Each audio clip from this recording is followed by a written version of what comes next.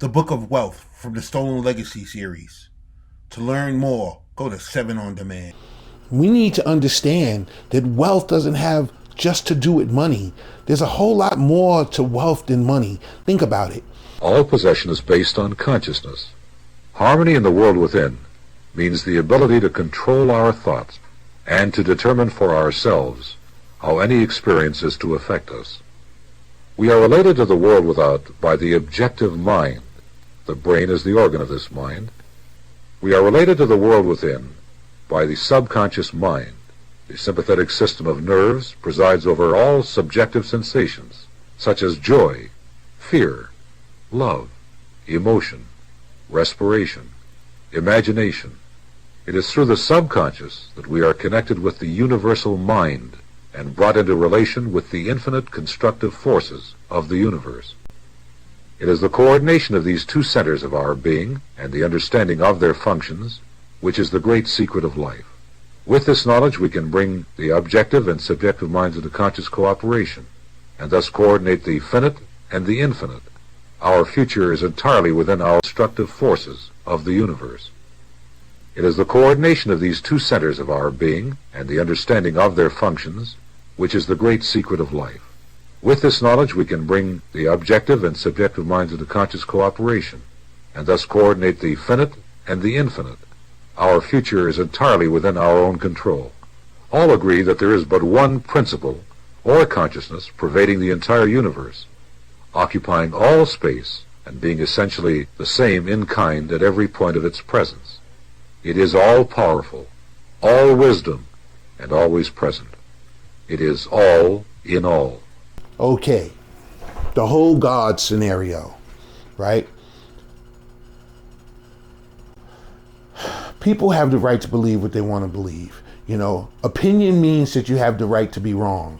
So if it is my opinion that the sky is black, blue, and with green polka dots in the middle of the afternoon, you can't tell me what I see because you can't see through my perspective. You can't see from my eyes. So you can't tell me that my opinion is wrong, even though you can tell me the fact is that it is not, you know, those colors, right? And it's the same thing with this whole belief in the Almighty, this whole belief in God. You know, God is the force and power of life that is in all things. When a dog is alive, the dog got life in it.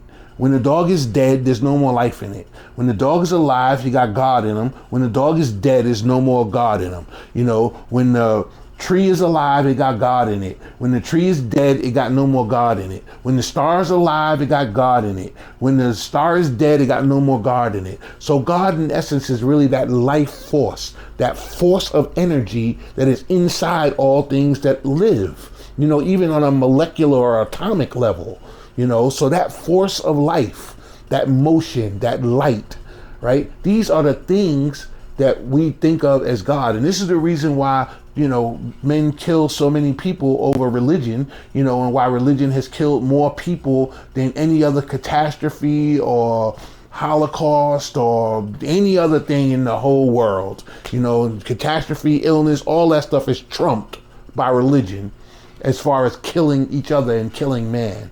The reason is because we have a different opinion of what that life force is, even though we all agree that it's a life force.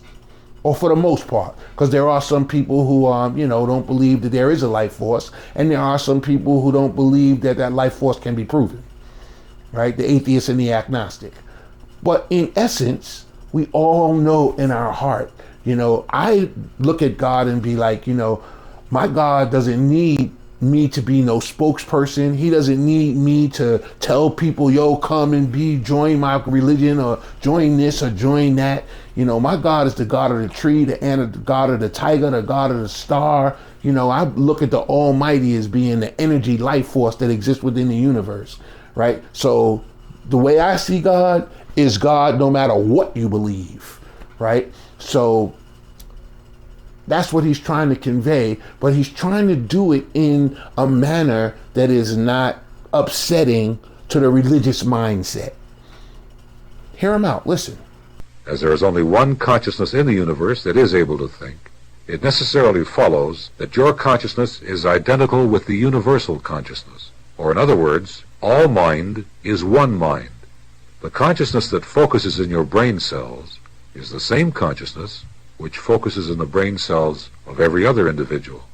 Each individual is but the individualization of the universal. The universal mind is static or potential energy.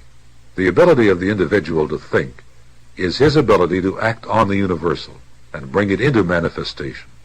Human consciousness consists only in the ability of man to think. Every thought is therefore a cause, and every condition an effect.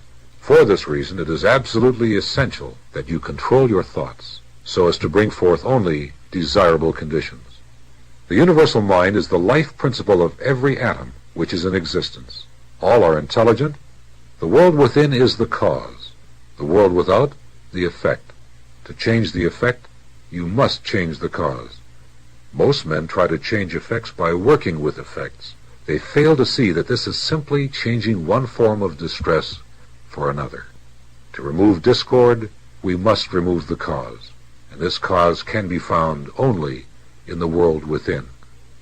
Remember that it is in the application alone that the value consists, and that a practical understanding of this law will substitute abundance for poverty, wisdom for ignorance, harmony for discord, and freedom for tyranny. And certainly there can be no greater blessing than these from a material and social standpoint. The universal mind. All minds together. The mind of the atom, the mind of the star, the life force in the tree, the life force in the bug, the life force in everything, all the life forces from all throughout the solar system, galaxy, universe, and everything else. All the life force energy. What we call the universal mind. The universal mind is everywhere, at all times, past, present, and future.